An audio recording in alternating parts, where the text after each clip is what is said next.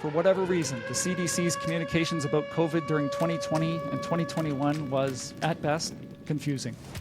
The reality is that when guidelines changed without adequate explanations, consumers were confused, then suspicious, then angry.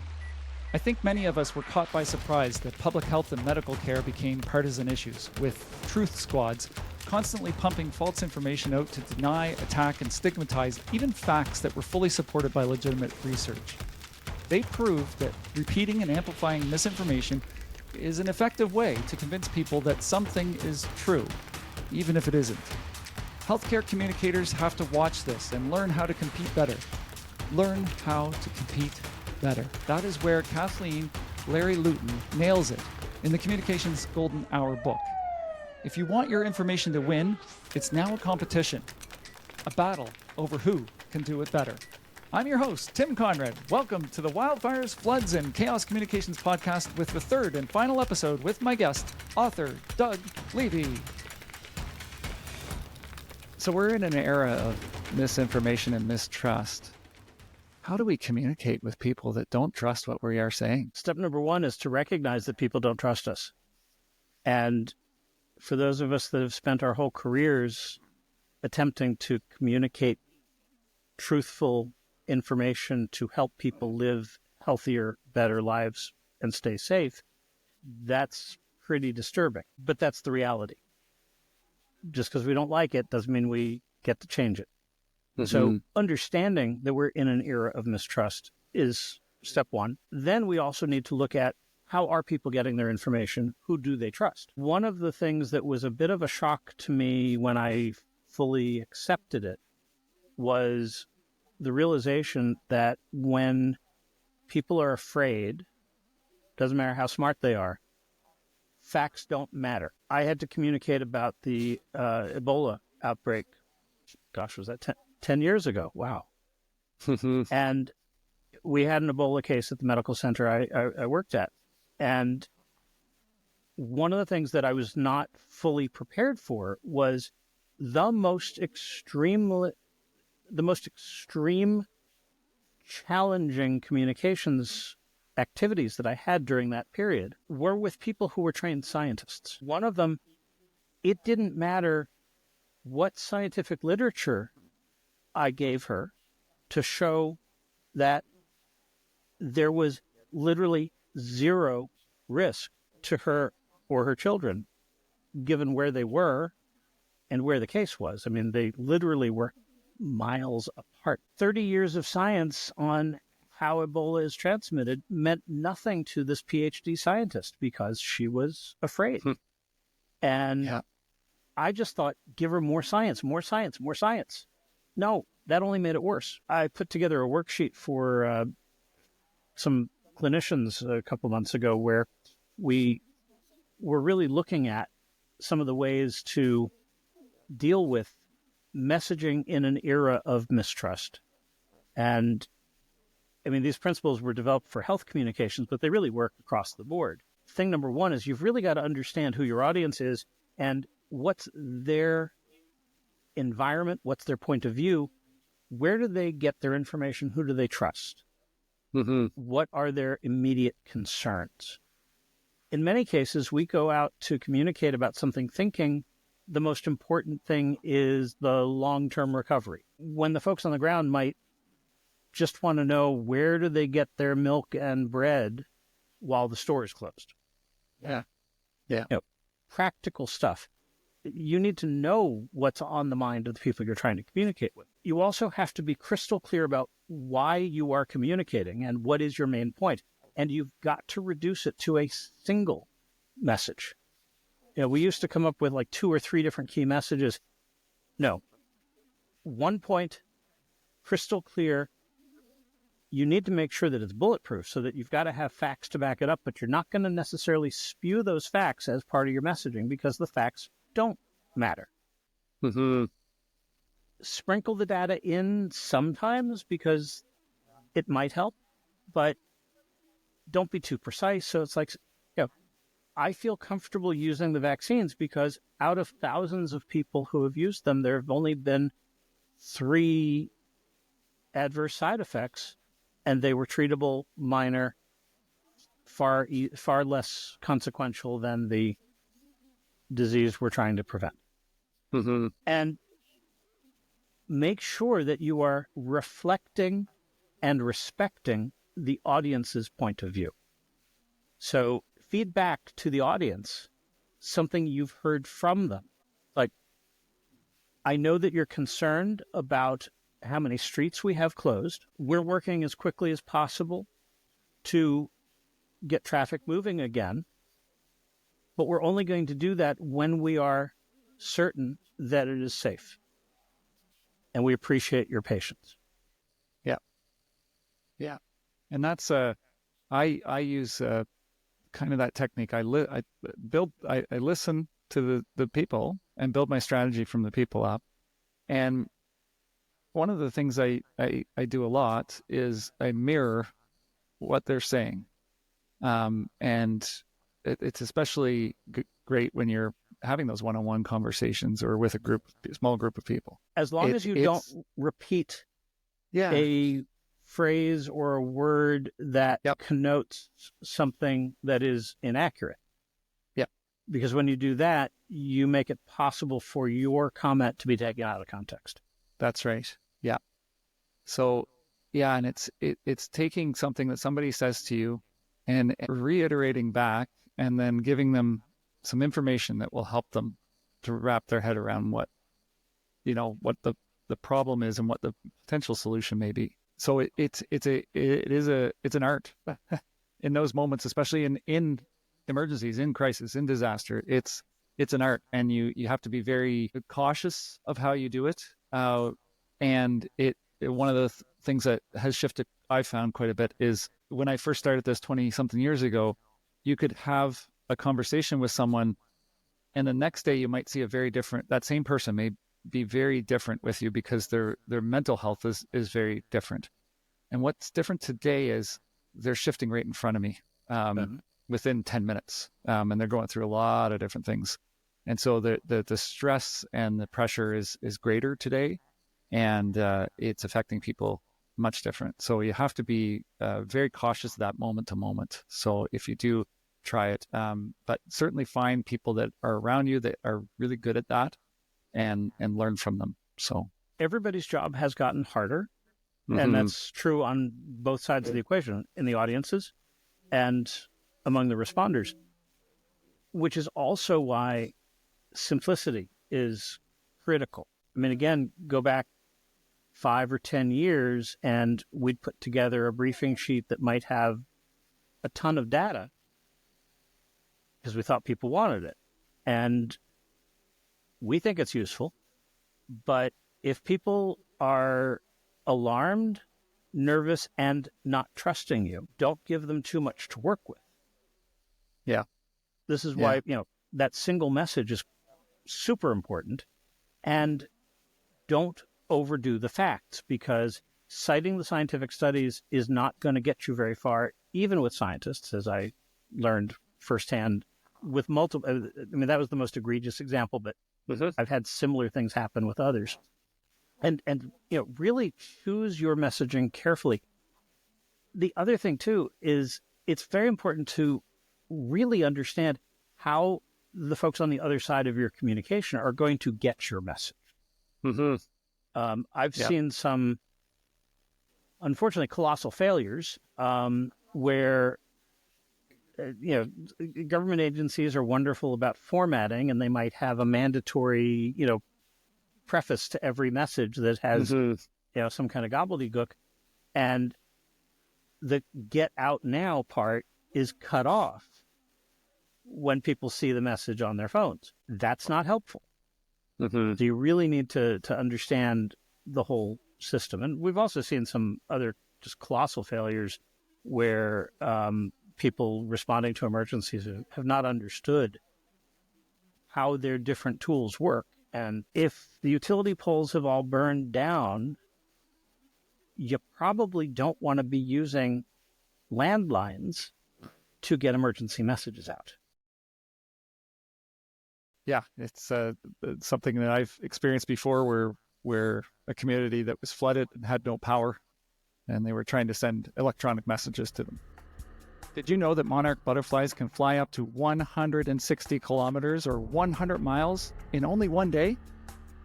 How do you measure if someone has experience in their field, kind of like a butterfly? Have they sent evacuations by road, boat, flight, canoe, and trail? Well, I didn't send the one by canoe, but I worked with the person who did. Do they need a team with experience with hurricanes, murders, sports, landslides, airlines, financial crisis, pandemics, wildfires, fisheries, floods, destination marketing, ice jams, dental, healthcare, or industrial incidents? We've got all those covered among our associate team, and most of them many times over. We can help you with public relations, public engagement, or marketing you may need, including training. We work with many organizations, including First Nations, governments, nonprofits, and business. We excel at the toughest work, which has drawn us to disasters, emergencies, crises, and issues. Yet we love to work on happier projects. So if you've got some of those, we're in on them too. We've organized large multi-day events, led community outreach and public education programs, facilitated public participation in dignitary sessions. You name it, we've kind of done it. Learn more about us at butterfly.communications.ca, where you can join our newsletter list. Now, fly back to the Wildfires, Floods, and Chaos Communications podcast. Just to go back to my earlier comment about mirroring, you had said in your comment just now of how to, people are going to say it back to you. And that's the other, it's another mirror.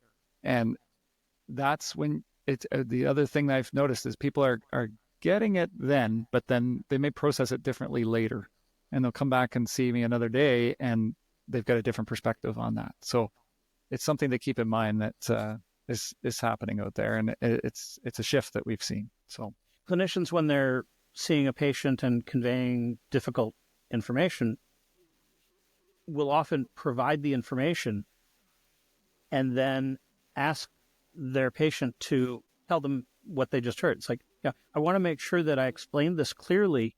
Mm-hmm. Can you just tell me what you understood from what we just discussed? You can't do that with a large audience, obviously, but that is a tactic when you're having a one-on-one conversation on something important and detailed, and you've got a receptive participant. Yeah. And ultimately, if the stress level is high, the amount of information they can take in is very low. Absolutely. So how can organizations improve their trust? Step one would be understand why the trust is missing. Sometimes it's because of something your organization did. In many instances, it's because of something that some other organization did or somebody else outside of your area. This is particularly visible in police departments. The actions of a police officer in Minneapolis caused protests and outrage literally from coast to coast. Mm-hmm. Even though there's 18,000 different police departments, each one with its own sets of rules and so on. But, because of that uniform, everybody is seen as part of the same. Yep. It's the same thing that a Starbucks barista who gets caught on video doing something really good or really bad impacts every Starbucks across the world.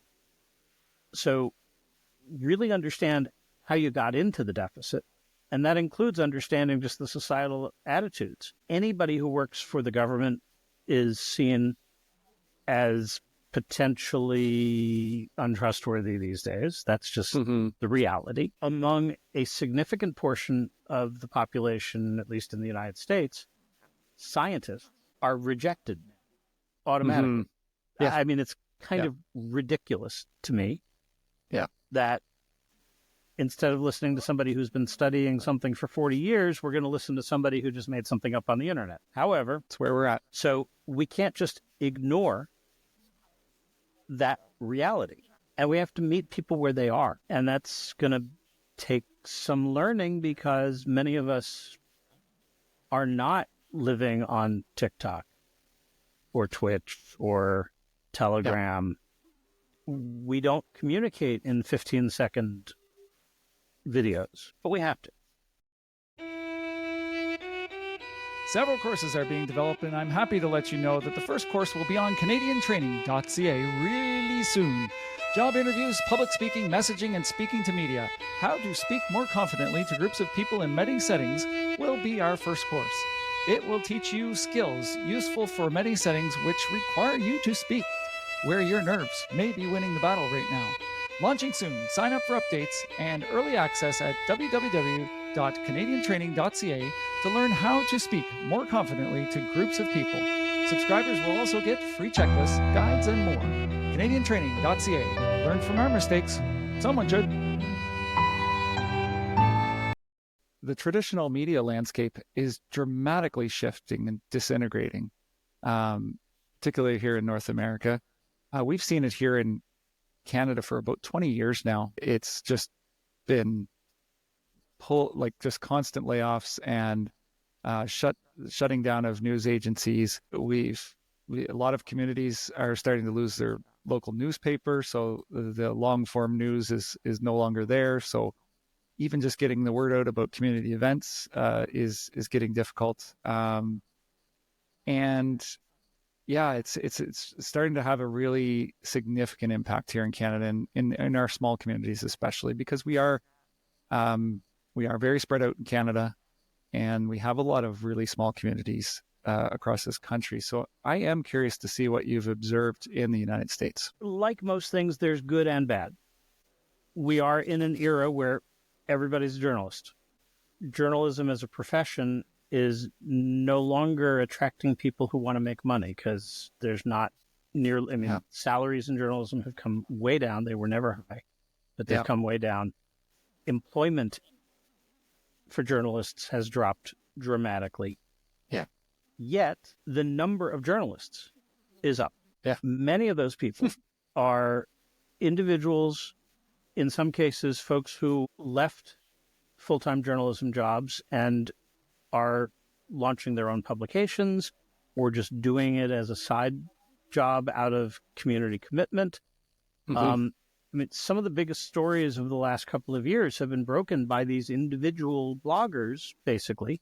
And in fact, I can think of a couple of the top political journalists in the United States now are folks who have left major newspapers or formerly major newspapers to set up their own publication. And it's actually not a bad model. Some of those people are even making some money, or at least getting by. So we've got a dispersion of media that also matches the dispersion of population. So it's harder for folks like us because, when I was growing up, I think 2/3 of the United States adult population watched the same evening newscast. Yeah. There were 3 networks. I think we had 7 channels on TV. And, if you wanted to make sure the world knew about something, you needed to get it in front of Walter Cronkite. We've come a way long way from that. And I was looking at some data this morning that shows it's come even farther than I had realized. The major cable TV networks, their audience has dropped significantly. And the age of their viewers is really high. And this isn't just one channel. All the major cable news channels have old audiences. That's a problem if you're trying to reach most people. So, and since 2020, it's just accelerated. Yeah. A lot more people are getting information from TikTok. I don't entirely understand how their algorithm works, but because they're so short, people consume a lot in a very short amount of time. And podcasts also have very much become the mainstream now. Yeah. More people are listening to podcasts than terrestrial radio, and it's no longer the secondary market. So if we're trying to get messages out to the broader public, we not only need to understand that there is this bigger universe of journalism, but we have to really understand our audience and dig into them and find out which podcast, which influencers, who do they get their information from? And the good part is that in many communities, you have one or more local social media people who really do have a good audience. And most of these people are pretty civic-minded. Get to know them, and they probably want to help you get information out to their audience. Yeah, that's so true. Yeah, absolutely. And it's, you made a good point on just the impact of how things have shifted. So here I am in my community. I'm here in Kamloops, British Columbia. And our news talk radio station just shut down and went to a different format over these last couple of months. Yet there are new podcasts popping up every day in and around this region for different topics and so on. So it's not that people aren't listening; it's that they're listening somewhere else and listening to a different format. And it's a very dramatic shift that we've seen, and I'm sure we're going to see more of it. But I also too, we're going to see where TikTok ends up landing over these next bunch of months. It may not be a tool that's out there for people, so that will again shift things to something else. We're not sure what, but the TikTok format is quite an interesting format. I learn a lot on there, and particularly love the high speed button that they have that you can get people to talk much faster and go through. And it's been I've really quite enjoyed how that platform can get information out to different audiences.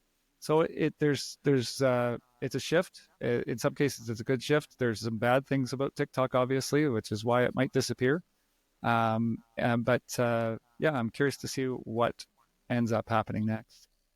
And there's a federal law and some state laws that prohibit certain U.S. government people from using TikTok. However, if a lot of people in our communities are getting information from TikTok, how do you ignore it? How do you not? I mean, I guess I can understand why people might not want government folks to be using TikTok, but you have to be aware of it, and you need to be aware of what's being communicated on there, because that's how information and misinformation, including disinformation, is spreading. When I started this podcast, this is one part that just really surprised me. An audience from so many cities, towns, and villages all around this beautiful marble we call home. Hello to our listeners in Singapore, and to listeners in these communities: Manila, Philippines; Astoria, Oregon; Longueuil, Quebec; Jeddah, Saudi Arabia; and Barcelona, Spain. Thank you for listening to our podcast. You join a global audience with listeners in over 30 countries and 300 cities. Wherever you listen, whether it's Spotify, iTunes, or Amazon Music, please subscribe, leave a review, and boy, it helps when you share with a friend by sending them communicationspodcast.com, where you can also sign up for our newsletter. All right, we're up to the end of the podcast here, and I have 3 quick questions for you. Are you ready, Doug? Fire away. What is one book, documentary, or resource that you recommend for those learning about crisis and emergency management? Well, that's an easy one. I'm going to say my book. I put everything I know into it, so I do recommend the Communications Golden Hour. It is a pretty good overview of what to do ahead of time so that you know what to do when the alarm bells go off. Yeah, absolutely. And you've got 2 books. Let's just make sure the audience knows. If you're watching on screen, you'll be able to see this one. This is the newest version, the Communications Golden Hour book, which you can pick up on Amazon and lots of other places. And then there's the smaller version from 2018, also with the same name, but the first edition. And I really recommend picking up both of them because they are different books. As you mentioned earlier in the interview, the smaller one is really good as a hands-on guide when you're in the thick of it. And that is why mine is got curled pages and has been beat to pieces. It's been through war with me. So great resources, and can't recommend these 2 enough. So thank you. And if you happen to follow our newsletter, every once in a while I throw in a code for those people in Canada that they can get a lower price on the book delivered right to their door. So. All right. What advice could you give information officers or communicators managing crisis or emergencies that would help them do their job better? Know your audiences, and that's a continuous job. The more that you are out and about, understanding what's changing and who's moved in, who's moved out, who are people paying attention to, what are the kitchen table concerns in your community, because anything you're communicating has to fit within the context of the audience. And in so many instances, your audience's situation is different from yours. Mm-hmm. Yeah, absolutely. How do you maintain your mental well-being during the most intense response moments? One of the best skills that I've ever been taught is box breathing, which is, it's a simple meditation practice. You don't have to call it meditation, but this is something taught in the military, in fire departments, and many other places. And it's just a simple step. You breathe into a count of 4, hold it for a count of 4, breathe out for a count of 4. Do that a couple of times, get yourself grounded, and then continue. And if you do that when things are rough, you stay grounded. It's so important. And it's during those moments of pause that you realize, oh, I need to make sure that my team gets a break. Or what about all the people that live in the senior center across town that we haven't been in touch with yet? Mm-hmm. Yeah, great piece of advice. Well, thank you very much, Doug, for joining me for an episode of Wildfires, Floods, and Chaos Communications podcast. I've certainly always appreciated our conversations, especially when we can record and share them. So this is a treat for me to do this on my side of things. Doug, the work that you have put into creating all versions of the Communications Golden Hour book is important. It's critical in moving the many forward in the work that we do in our roles today and in the future. So I really want to thank you for all of the work that you've done on these great books. And thanks very much for joining me today. It's been my pleasure. You've been a model for how to do big emergency communications, and I've had the honor of learning from you as well. So happy to be part of this. Yeah, I really appreciate that, Doug. Thanks a lot. So for those listening, jump over to www.communicationspodcast.com. Give us a review, feedback, or guest ideas. And of course, share with a friend.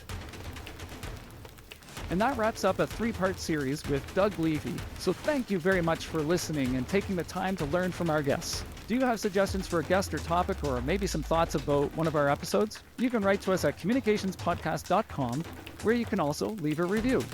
Wherever you listen, whether it's Spotify, iTunes, or Amazon Music, please subscribe and share with a colleague or friend, such as someone in municipal government. Remember, we also have that newsletter, and we put up more information, transcripts, links, and information about our guests on our website at communicationspodcast.com. If you like this episode, check out Season 2, Episode 10, Avoiding Panic with Dorrit Mason. Thank you for joining the Wildfires, Floods, and Chaos Communications podcast, a production of Butterfly Effect Communications. We are masters of doom and gloom communications, bringing calm to chaos. Goodbye. Hear me later.